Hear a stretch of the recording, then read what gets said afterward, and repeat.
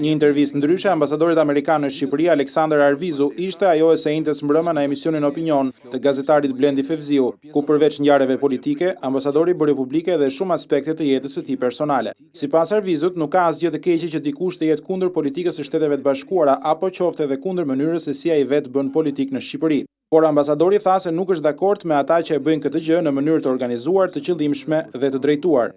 Por mundova të përshkruaj atë që shoh si anti-amerikanizëm në varësi të rrethënave politike. Mund të ketë një përpjekje për të dhënë detyra të caktuara për të dalë në publik. Dhe ka interesa biznesi, lider politik të cilët janë përgjegjës për këtë. E kjo është e ndryshme nga një opinionist që sheh një koment si kam bërë unë dhe thot do ta kritikoj këtë, ose nuk jam dakord me këtë. Por unë po flas për diçka që është më e organizuar dhe e drejtuar. Kam informacion për këtë. Edhe kur dikush thot, ja ku i ke 100 euro dhe kjo është ajo që duhet thuash.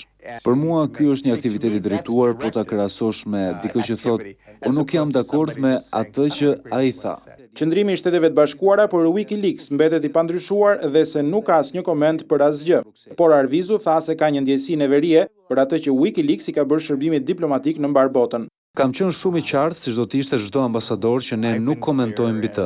Por sikurse e kam thënë edhe më parë, kuptoj se ka shumë informacion, se ka shumë histori.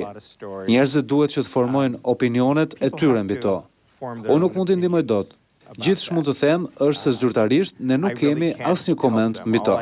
Duke komentuar zhvillimet më të fundit në vend, paktin me 10 pikat e propozuar nga Partia Socialiste, Arvizu e konsideron si një zhvillim pozitiv, por që duhet i hapë rrugë debateve për t'i specifikuar akoma më shumë këto propozime.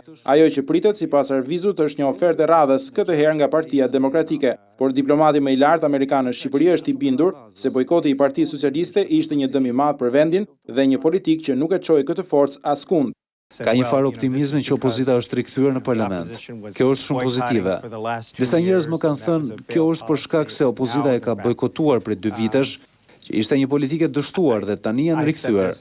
Unë e kam thënë këtë. Tom Countryman e ka thënë gjithashtu. Bojkotet zakonisht nuk funksionojnë. Kanë kaluar 2 vite tani që kur Shqipëria u bë anëtare e NATO së bashku me Kroacinë. Kam dëgjuar kryeministrin që thot disa ditë më parë. Ai kritikoi opozitën për bojkotin e tyre. A duhet kritikuar opozita? Mendoj se është e drejtë. Mendoj se taktikat e tyre nuk kanë prodhuar rezultatet e nevojshme. Por duhet përqendrohemi në të ardhmen. Ndërsa në lidhje me zgjedhjen e presidentit të ardhshëm të Republikës, Arvizu mendon se më shumë se sa emri, rëndësi ka procesi. Për ambasadorin, gjetja një emri konsensual për mjedisin politik që ka Shqipëria nuk do të ishte shumë realiste. Një president konsensual, nëse mund të bëhet, padyshim. Por mendoj se sa realiste është kjo në këtë mjedis. Nuk jam i sigurt se kjo është një gjë shumë realiste.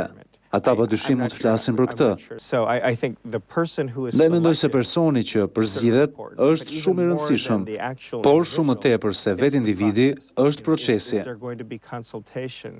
A do të ketë konsultime me zotin Rama dhe të tjerë në Partinë Socialiste? A do të ketë ndoshta disa diskutime publike mbi këtë? Ndaj mund të ketë një lloj konsensusi, në të vërtetë nuk më pëlqen fjala konsensus. Ndoshta mund të ketë një të kuptuar të gjërë mbi tipin e një personi që duhet të jetë presidenti i ardhshëm. Mendoj se ky do të ishte një rezultat i arsyeshëm.